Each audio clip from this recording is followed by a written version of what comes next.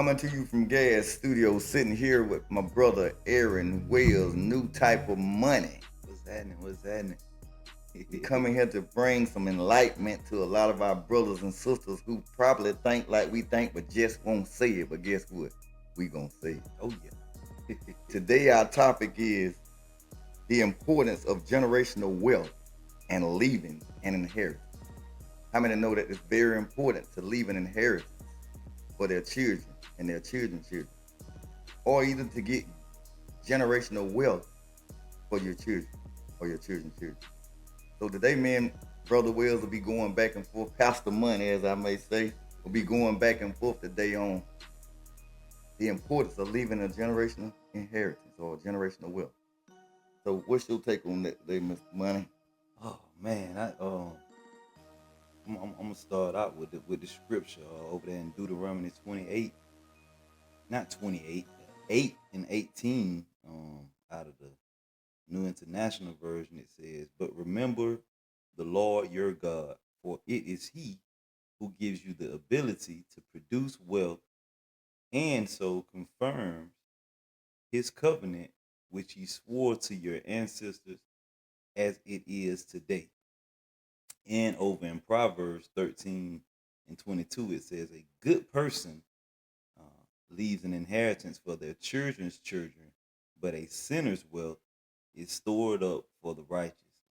And yeah, man, this just a good old topic, brother Jordan, because a lot of times in the church, I would say specifically in the I don't like to separate it, but in more so the African American church, money.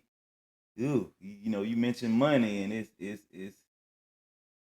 it's a touchy subject, and I never really understood why it's a touchy subject in our community, because we spend money everywhere else, and it's never really a issue. But when it come down to just a lot of stuff in the church, I grew up in the church, so I can speak on it from all different angles. I can speak on it from you know the the side of the giving to the church, and where's my money going, to the side of uh on the other side. I can really see it from the money thing from various angles, but I just believe it's very important to leave an inheritance, and actually strive towards generational wealth, because I feel like in our community, that's one of the main things that's lacking. Uh, Generational wealth. Just and I wouldn't even say it's lacking. I believe it's a mismanagement, and a not stewarding um what we have in a proper way, to invest it in the proper places, which it can uh turn into that generational wealth. Okay. Yeah. Well, a lot of times, like you say, we tell our children when you get some money, you better save it, Hmm. but we don't tell them in what ways to save it. Yeah. So we give out instructions, but we Mm. don't give demonstration. Mm. Just like year in and year out, we constantly see our people make the same old mistakes. For one thing, let's talk about tax season. Mm. You got some people get 4, 5, 6, $7,000, Yeah. Some get more than that, 20, 30. and most of the time they go out and they know they don't have a job Right.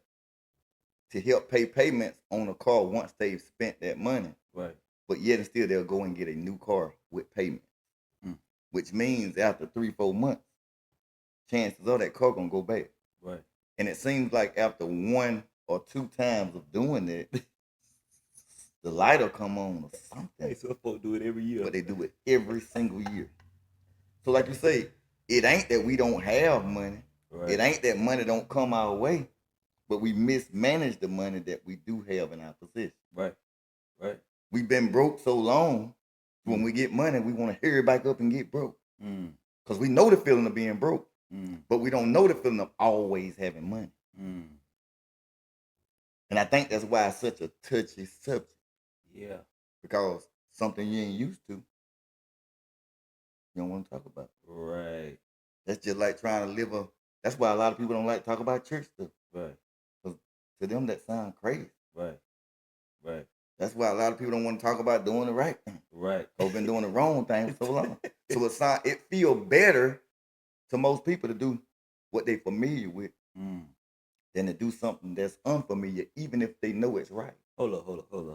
So you're saying it's more familiar to do what's comfortable for me, but still, I try to tell you or give you advice or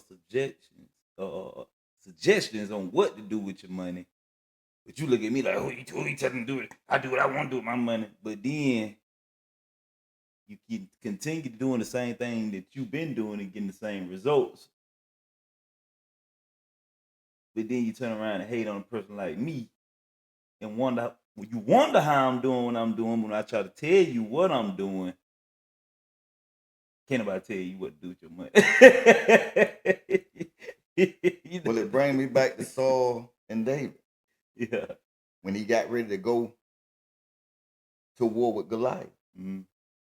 Now, most people, when they go to battle, they have their armor, right? Right. They have their sword. They have their shield. Right. And if we notice, that hadn't proven itself in David's life. What had proven itself in David's life was that slingshot. So it was unfamiliar for David to go to war with armor that didn't even fit him. Wasn't even his size.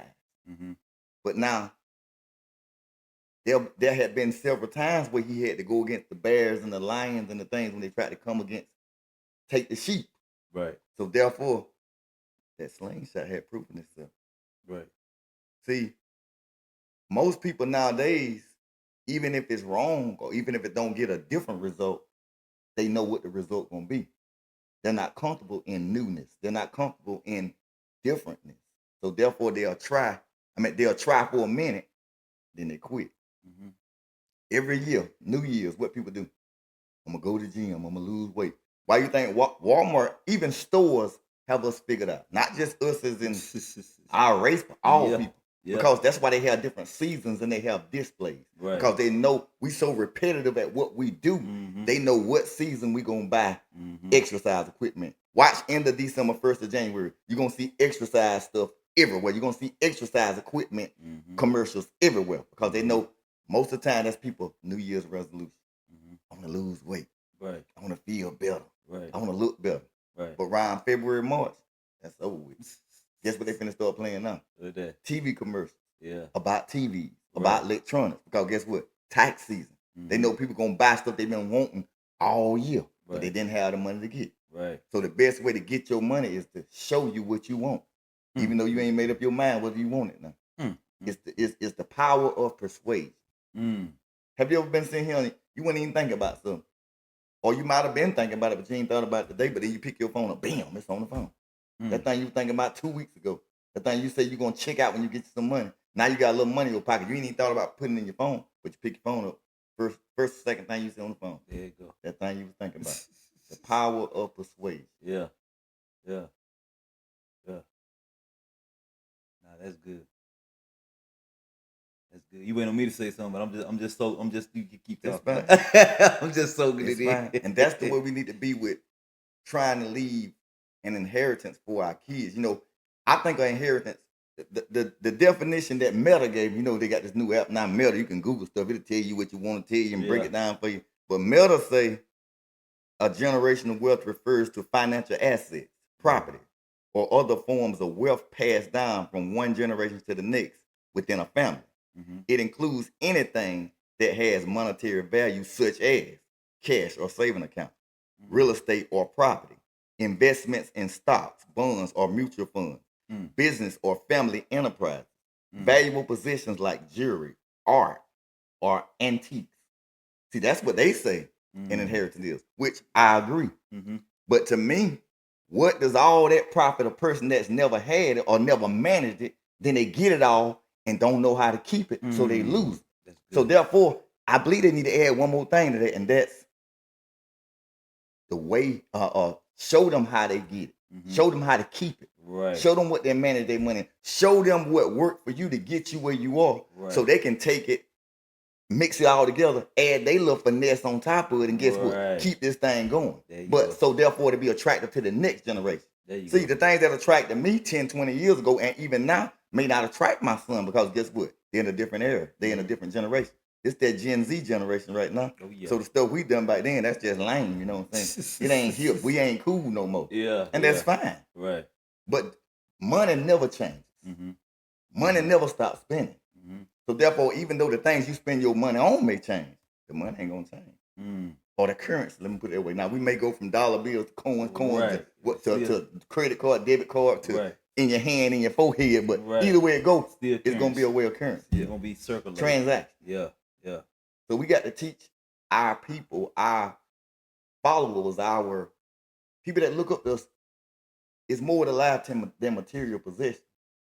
Because what I can come in right now, somebody can come give me $1 million, but without proper management, I could be broke in the next month, and I'll be sitting back wondering where that $1 million went. Right. Because everything I've been wanting since a kid, I want this car, I want that car. Well, this stuff is expensive. So if I go and buy every car I want, now I got to be able to maintenance this car. Right. Now I got to be able to insure this car. Because I can't even drive the car without insurance. Not legal. Right. And insurance on the exotic or sports car is going to be very expensive. Yeah, it's going to be a little more than, So what's the point of, if I got $1 million, why would I go and buy a $500,000 house when I don't have the revenue coming in to maintain the insurances and the property taxes and all that on that house? That'll be foolish. But a lot of times, that's how we get above our means. We feel like just because I got $7,000 now and my bills caught up, I can afford to get this car because all I got to put is $2,000 down. But what about the $500 month payment for the next 5 or 6 years? Exactly. What about the $250 payment on insurance for the next however long you have it? Right. What about the tires tear up on it? What about buying an extended warranty because you know you ain't gonna have the money to fix it if it tears up within the next 5 years? So what I'm feeling, what I'm getting over here, brother Jordan, is and y'all got, I say Jordan, but it's Jordan. But I just had it just popped to be like generational wealth as to obtain it, to require, to acquire it. It don't happen without sacrifice. Like you, now inheritance is kind of different. You ain't got to be done did nothing for inheritance. No. You know what I mean? That's something that, you know, your grandparents or your parents or somebody, you know, that love you left you behind, or speaking in the spiritual sense, what, you know, our spiritual inheritance. But when you're talking about generational wealth in the physical form, man, you gotta, look, man, you gotta almost like block out the whole world and put on your blinders, man, and really, really get in a place with God, man, where God can really free you up to have a mind of faith so big where can't nobody tell you nothing, and you just, because I'm right there, and that's one of my things. Like it took me till I got older and got kids, like, to realize, like, at this point in my life, I enjoy life, but it's really more so about, like, people don't think about it, but if you die today, like, really what you leave, what have you left behind? And I ain't even just talking about, you know, wealth. I'm talking about legacy. Like, what have you left? What words have you said? What's your I don't want to say Bible, but your book? What does that say? You know what I mean? How do your kids look at you? How do men or women that dealt with you in the past really, you know, what did you really do? Did you just take up space? Did you just live? Did you just exist? Or you may have been one of them people, you live and, you know, you just selfish your whole life. You know what I mean? And you ain't caring about leaving no inheritance. 'Cause I know some people. I've heard parents say, well, "Shoot, I had to work and get it on my own, and they gonna have to do the same thing." Like that's ignorant as hell. You know what I mean? Like, why would you? If you could help your children, why would you want to see them struggle? You know what I mean? Now, it's like you was talking earlier. Me and my dad was talking about this the other day. You never know, like the Bible say, whether you leaving it to a fool or not. So that's why I feel like as we as adults are striving to obtain this generational wealth in which we all gonna have to leave to somebody. Somebody. You also in the process of you working have to try to leave the instructions. And from what you were saying, the question came. I guess sometimes instructions need instructions. Huh? They do. Well, instructions need demonstration. I like that. Yeah. Yeah. I can sit here and give you which is easier to put together. If you get something out the box and all it's got is a bunch of words, or if you get it out the box, it's got pictures and words. It show you what that part. It show you what A, B, and C looks like, versus just saying get A object A and put it to object B. Right. Now you got to figure out what A and B is. Right. But now it helps better when I can visually see what, because you put a picture inside, even a book. Right. When you're reading a book, which is better, a book with a bunch of words or a book with pictures and words? Yeah. It kind of brings it to life. That's what we should do. Not only should I just tell my children what to do, I should show my children what to do. Right. You know, a lot of times we tell our kids, don't do this, but they turn around and see us doing it. Yeah. Don't talk about people, but they turn around and hear us doing it. Right. Don't get angry over it so easy, but they see us doing it. Right. The minute their room ain't clean, we go tear their eyes down. Right. Because their room ain't clean. Right. But we tell them not to be slow to get angry. Right. So what gives us the right to, that should mean with all people, not Right. just with people in the world. Right. If anything, we should be more patient with the people around us every day than the people that's out there in the world. That means I'm putting on the front. If I can walk in my house and the one little thing somebody in my house that I know real good can make me just fly off the handle, but then I can go out in the world and somebody can say all kind of crazy stuff, and I'm just, thank you. You know what? That's crazy. Fake. That's what I dealt with, and that's what I eventually, as a husband, kind of turned into. And I had to snap out of it. I had to snap myself out of it, bro. You feel me? Because I found myself, the people around me, snapping with them, but when I can leave out and I can, hey there, how you doing? Hey there, sister. Hey there, brother. Hey, sweet. Hey, bro. And I had to really, check myself on that right there, because now I was going, we'll get off topic, but it's like we can really reel that right on in there with the inheritance. Okay. And with the legacy, like what you leaving behind, because that's I won't want to be remembered by the world as, oh, he just so kind and peaceful and loving, and then my significant other and my kids like, man, that nigga mean as hell. He don't like he come to crib, cuss everybody out and this and that. Like, I don't want to, like, I mean, if that was who I was, okay, yeah, say that, because I don't really care what you I mean, but at the same time, like, yeah, I don't want to. I want a good legacy. You know what I mean? Of course, I'm gonna be the villain in somebody's story. You know what I mean? But at the same time, like, yeah, it's important to me to think highly of myself. I know it's a scripture that say don't think too highly of yourself, but I think a lot of people don't think highly enough of themselves. Well, yeah, because they are trying to get everybody else's opinion about them. So like we was talking the other day, I can sit there and go in the store, or I've known people to go in the store and be like, try on a suit and be like, how you like this? Well, if you like it good enough to even take it off the shelf and try it on, you must like it. Right. Regardless whether I like it or not. Buy it for you. Right. Not for me. Right. I don't have to take it home. Right. I don't have to dress it up in the mirror. You do. Right. So if it caught your eye enough to even try it on, then it should catch your eye enough to even buy it and take it home. You get what I'm saying? You don't need my approval to take this thing home. And that's where we mess up a lot in life. We do a lot of things trying to get everybody else approval when we're not trying to get the approval of the one that sent us here, of the one who put us on our mission, the one that put us on our journey. You know, I like that because the reality is that it all tie back in together. Because if I'm focused on trying to please you or please somebody else or get validation or gratification, I never get generational wealth. Never. Because I'm doing what I'm doing based on if you like it or if you're receptive to it or if I feel like it's working for you. Oh, such and such doing that, and he don't got a such and such business, and maybe I need to do that. Then you go over there and try to do that. That's not even your you're not even good at that. Yep. Just because it's working for him, that may gain his generational wealth, put his family on.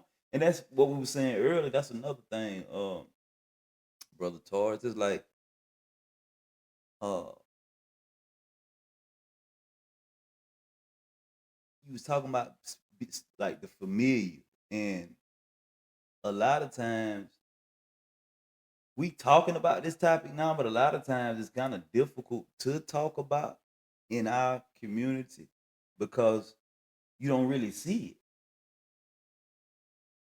Nah, like I'm really thinking out of Fitzgerald and Osceola, I can't name 5 black people that I know that family really just left them well off.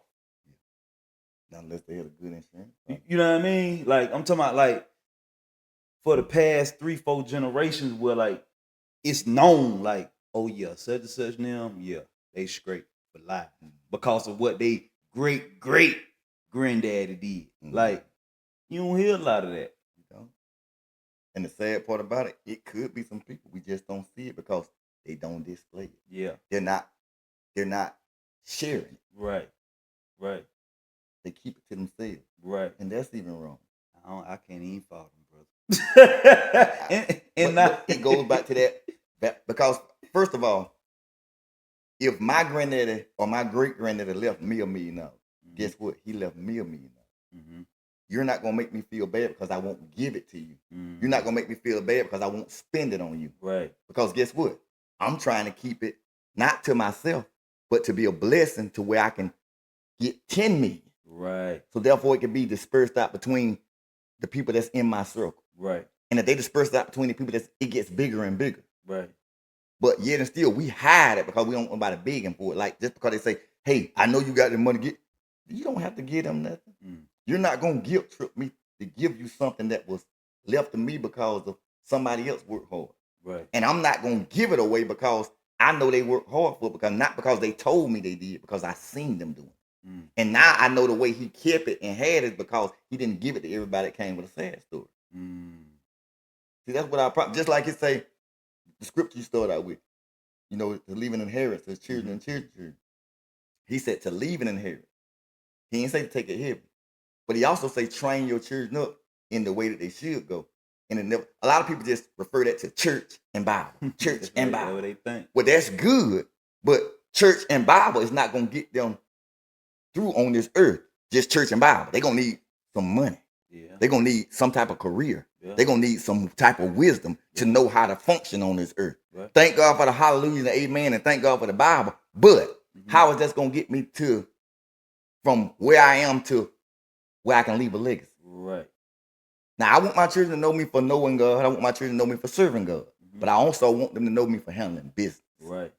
Not just God's business, but my family business.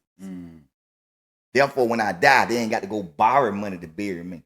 They ain't got to go and dodge the undertaker because they owe this man money. They ain't got to spend 10 more years trying to pay off my burial and my bill. Well, I guess since you bring it up, you know, we gonna step on some toes, you know. So it's safe to say, as black people, we don't necessarily, why you don't see a lot of generational wealth, because we don't handle business correctly. We don't. Most of the time, you say, even when people die, most of the time, like a lot of times you gotta no insurance, you gotta take up a, you know, do a GoFundMe, something like that. But tell me this, how many black folks you know done live forever? I don't know, not one person done live forever. How many black people you know that's 200 years old? How many you know that's 150? But that's a subject that we don't like to talk about today. Why we don't want to? We got to die one day. Yeah. And our business need to be handled. So your children and your children's children won't be fighting. Right. What the point of you leaving an inheritance when now that you separate the whole family because you didn't say who got what? Now that y'all feel entitled, now that y'all arguing, now that y'all move away and won't even speak to each other for 20, 30 years. Because guess what? Daddy left an inheritance, but he didn't leave no instructions. Ooh, good God Almighty. See that? He didn't leave no demonstrations. Yeah. So now that family that was once close is now so much divided. Like I told you before, see, you finna get me on these peas. I'm trying to stay away from them peas because that's another topic. Yeah. But now we can do more, we can conquer more in numbers, but not in just numbers in separate directions. In numbers going the same way with one vision. But now when you trying to pull it to the left, I'm trying to pull it to the right. You trying to pull it to the north. He trying to pull it to the south. Two different visions. It's the vision. You know what I mean? So and I like generational wealth. You can't do it alone. So you're gonna have to link up with some generations. You may have to, I'm in my mid-30s, but for me to gain my generational wealth or the way the Lord got it set up, I may have to link up with this brother right here and get the knowledge and wisdom from his generation of the 40s, and he may know another older brother that's 50 or 60, and he got a couple, he don't retired or got a couple dollars that he want to invest in something. We come all together and put our money together, and boom, look at that, right there, one investment, 3 different generations. Now you got potential generational wealth moving in. But if you want to just, I ain't making up for that nigga, I'm gonna do my own thing, I'm gonna get my own head. And that's what the thing is. See, I never want to be the smartest man in the room in every area. Meaning I may be the most knowledgeable person in the real estate game. Right. But I may not be the most knowledgeable person in the banking or the Bitcoin game. So therefore, if I can take my real estate knowledge and help you put your money in the Bitcoin and the real estate, and you can turn around and take my real estate knowledge and help me put my money into the Bitcoin, now we both become prosperous to a point where we can bring other brothers in. But now when I don't want to fool with you because you think you know everything about that right there, and you don't want to fool with me because I feel like I know everything about this over here. Now we in competition. We doing 2 different things. 2 different things in competition. Why is we in competition? It don't even make sense. When we could be in a collaboration. And then all that bring more people in, employ more people to help other people get generational wealth so they can leave an inheritance for their children. But I know our time back up about Brother Jeremy. But do you think I brought this up in a meeting, man, in one of my church meetings? But do you think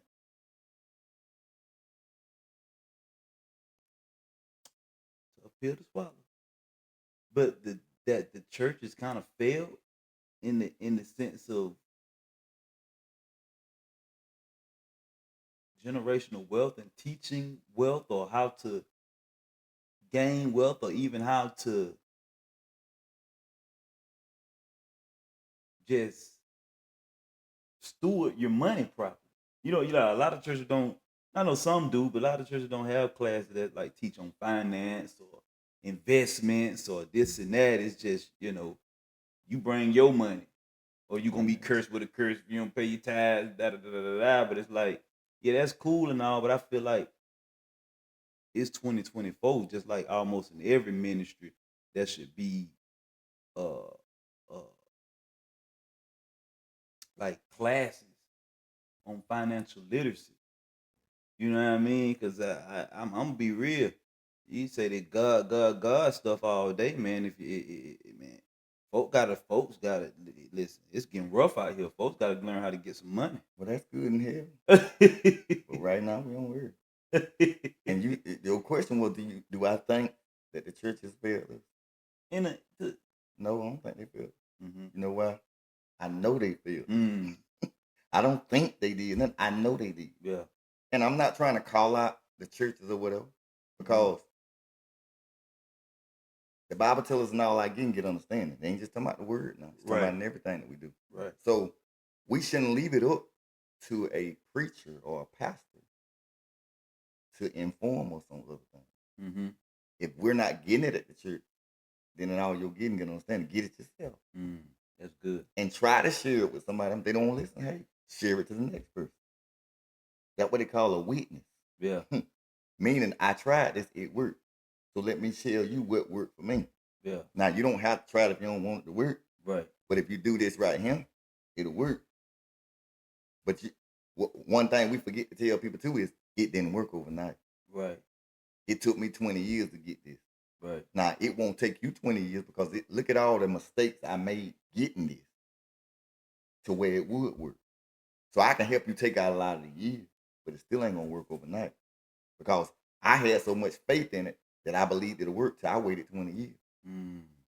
So my faith was tested and it was proven, but it didn't happen in 2 days.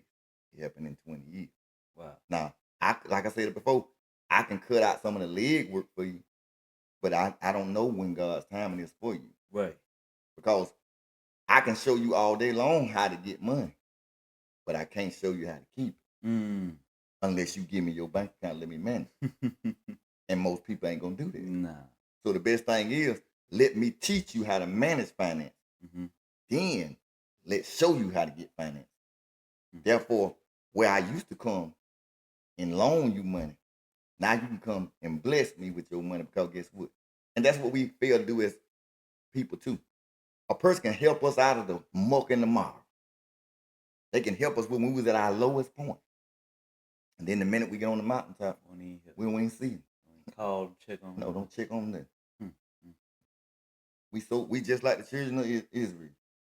Jesus sat there and parted the Red Sea and make all kind of plagues happen and everything. Then when they get over there on the other side, they say he brought us here to kill. When he could have killed you way back when. Yeah. We so quick and so easily to forget about what God has done. And I know when people work in our lives, it's not that person.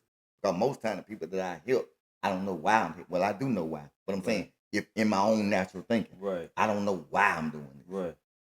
But I do. Yeah. Because I listen to the inner man. Yeah. You know that man you always talking about? Yeah, the inner man. See, a lot of people won't tap into that inner man. Yeah. And see, before we make decisions, if we can start to listen to that inner man is that third eye, which is God. You get what I'm saying? Most people say the third eye is on the train, whatever. That ain't the third eye I'm talking about. I'm talking about that inner man. When you got good on this side saying no, and you got bad on this side saying yes, and then you got the inner man and that just got to balance this thing out.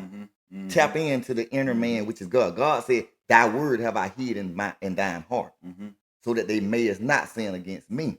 Meaning, if you can tap within your heart, which is your soulless part of thinking, and listen to that voice of God that created you and say, "Let there be life," then we can make the right decision. But we so quick to want to move so fast that we don't want to hear no voices but our own. And then after all that go on and everything failed, then you say, "I should have waited. I should have listened." Why not wait and listen, then make a move instead of move and then listen? So what I'm hearing, Brother Jordan, what you're saying, a lot of times we, and I say we because we all forfeit the inheritance, sometimes even the promise, the wealth, for the lack of listening to that inner voice. We listen to our own voice, or we moving off impulse and our feelings and emotions and what we want instead of taking time and really sitting and say, okay, all right, you give me the the vision, the plan, the blueprint, the heavenly blueprint, whatever I need. I don't know how I'm gonna get it. I don't know what I'm here to do. I don't know my destiny. I don't know my purpose. But I read and you said that it's good for a man to leave or a person to leave inheritance. You said that you giving me the mind to obtain this wealth. So you show me what I should be doing. Now me, I do whatever. I go out here and get a job, work for somebody if that's what I gotta do. I got kids, I gotta eat, but God, you show me a way that I could leave an inheritance for my children and children. And 8 times out of 10, you ain't gonna be working for nobody else. Not when you talking about generational wealth. Like I hate to say it, generational wealth really just don't. It just doesn't come from 40 years of employment. Now it can. It can now. It can, especially for like, people that have worked and got money saved up and 401k and this and that. But man, like, it's scary out here. I'm 35. I'm not. I can't bank on Social Security. With that being said, I don't just want to leave an inheritance to where they can enjoy it. But I want to leave. I want to be able to enjoy. See, a lot of times, because inheritance means to be like the thing said, it's passed down to the next generation, which means they get it when I'm gone. When you gone, yeah. I don't want to leave that type of inheritance. Not one to where they enjoy everything, but I enjoy nothing but hard labor. Right. Okay, for instance, I was listening to a documentary on Tupac. When Tupac died, they say Tupac only had his net worth was only $200,000, and $105,000 of that was a car that he had. So the other $95,000 was in cash.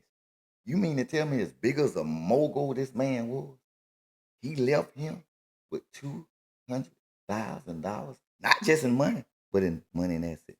No houses, no real estate, no nothing, but money and a car. He was young though. But guess what? His family took that legacy that he left and made an inheritance out of it. Now his stuff is worth over $1 million. Right. But even though Tupac enjoyed this stuff, he died in debt. Same thing with Michael Jackson. This man was a pop star from 5 years old. Then leave him to almost 60. And he died cash broke. He was renting somewhere to stay because they had them foreclosed on Neverland.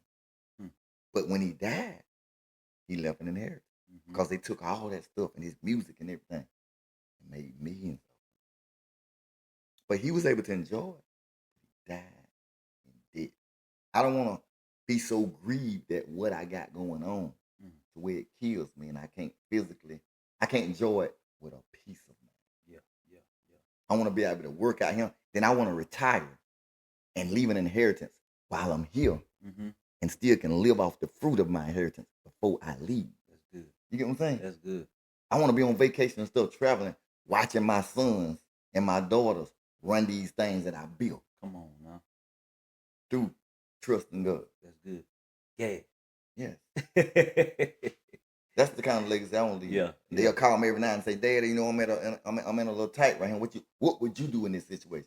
See, this knowledge is calling wisdom. I ain't called for no money, Dad. I ain't called for no money. I called because I knew if my daddy was in this situation, he'll do this, and I just want to see what you will do because I trust your intuition. Yes, I trust the source you going to. I already know this is the kind of decision that you was make, but I just need confirmation. See, that's how we do God. We already know God is a keeper. We already know He's a healer. We already know He's a deliverer. But every now and then we want that confirmation. Reassurance. Yeah, Lord, I feel you, but I need to hear you for a minute. Yeah. Lord, I see you, but I just need to hear you for a minute. Yeah. I know I can't touch you, but I need you to touch me for a minute. Ooh, touch me. Yes, sir. Give me that reassurance. Yeah. I know you're here, but sometimes I just feel alone. Yeah, real. Because I don't understand your plan. I don't know your plan. I just know the place. And even though I'm going to trust you to try to get to this place, give me the strength because I know there's going to be some things that I run into. When I get to the place. Before I get to the place. It's going to be some temptation. Lord, keep me in this place. It's going to be some heartache. It's going to be some pain. It's going to be people standing with me trying to kill me. Talking heavy. Yeah. Literally. Yeah. It's going to be some people smiling in my face, but stabbing me and talking behind my back. Yeah. Going on right now. So keep me humble enough. Keep me sane enough. Keep me loving enough.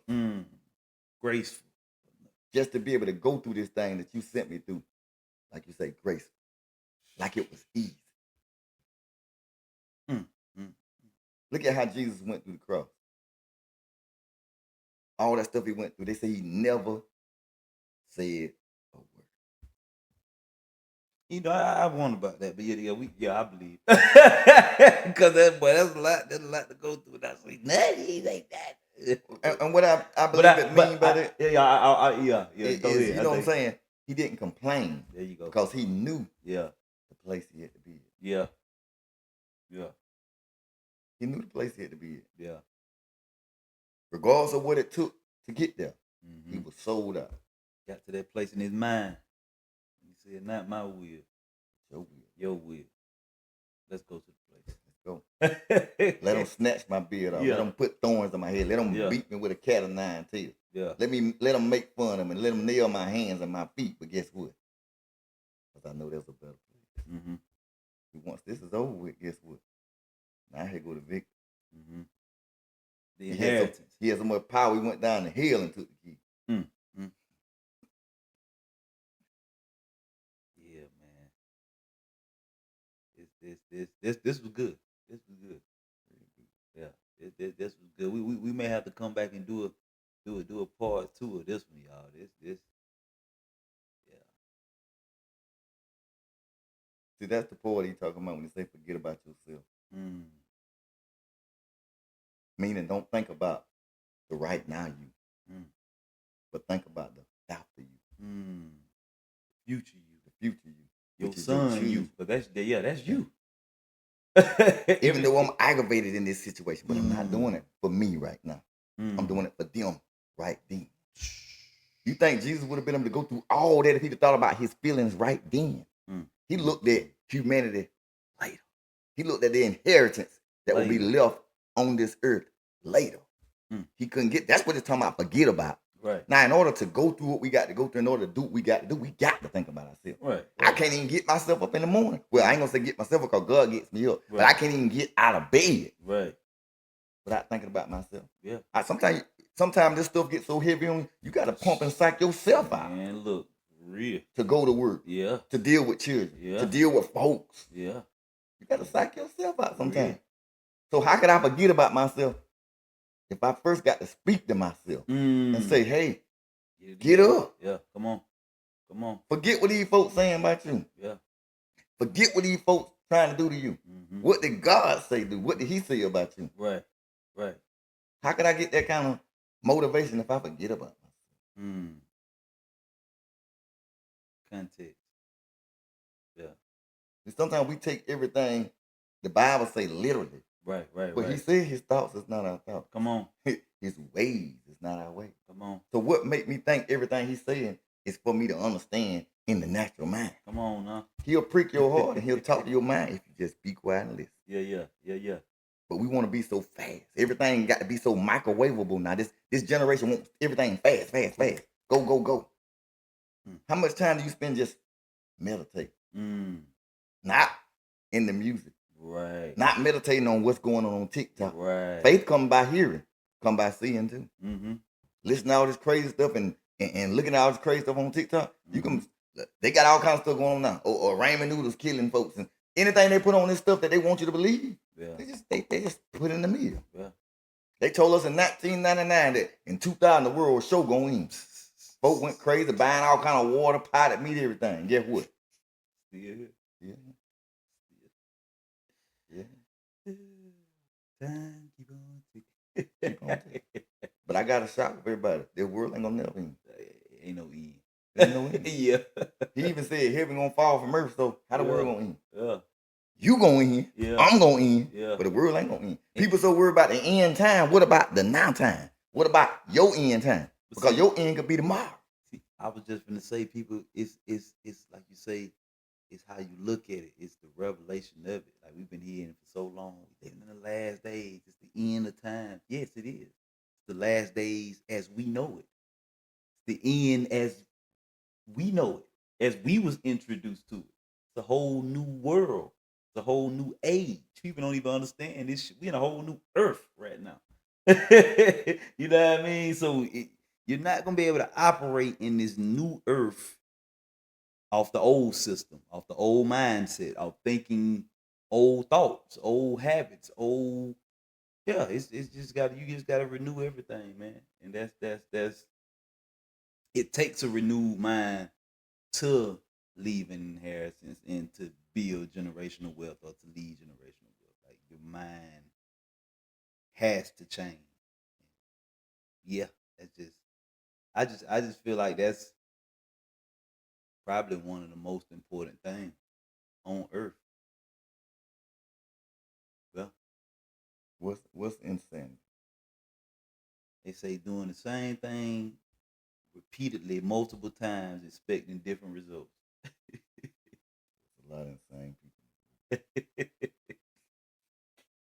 And what I mean by that is, I mean that's broad. I mean, even if we start thinking different, if we hang around the same people, they're gonna bring us back to where we Right. used to think. Right. We got to even change our circle sometimes. Right. Not saying don't speak to these people. Not if we want greater, we got to do greater.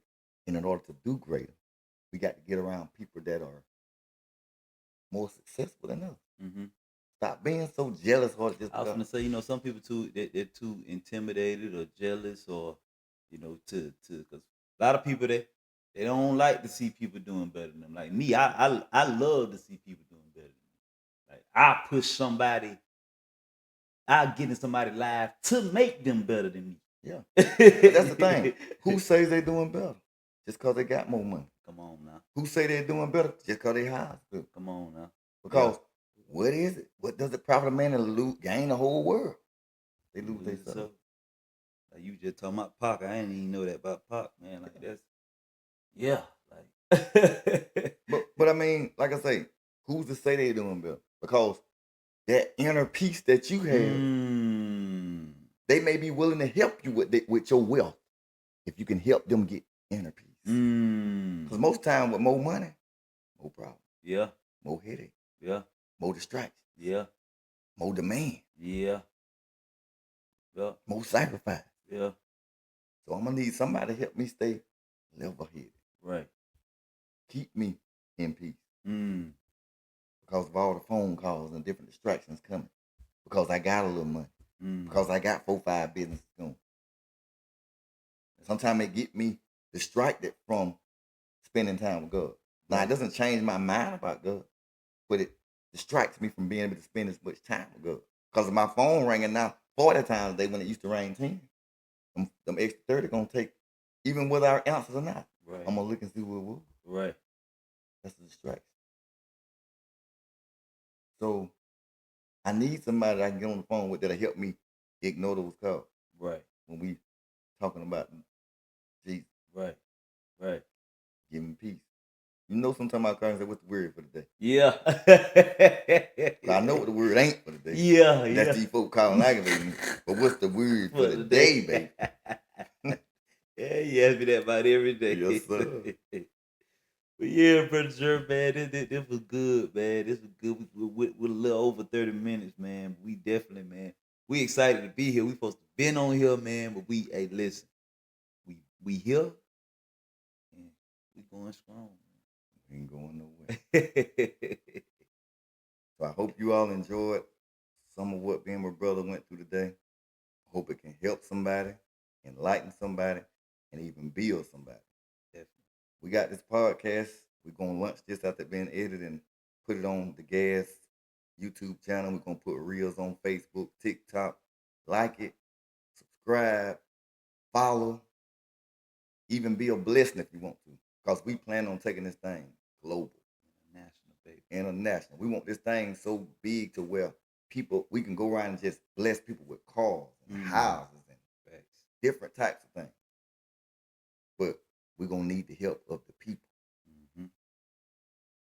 So all we ask is you just like, subscribe, follow. And that would be a great help. Share. And share it. And that's all we have for today. Till next time.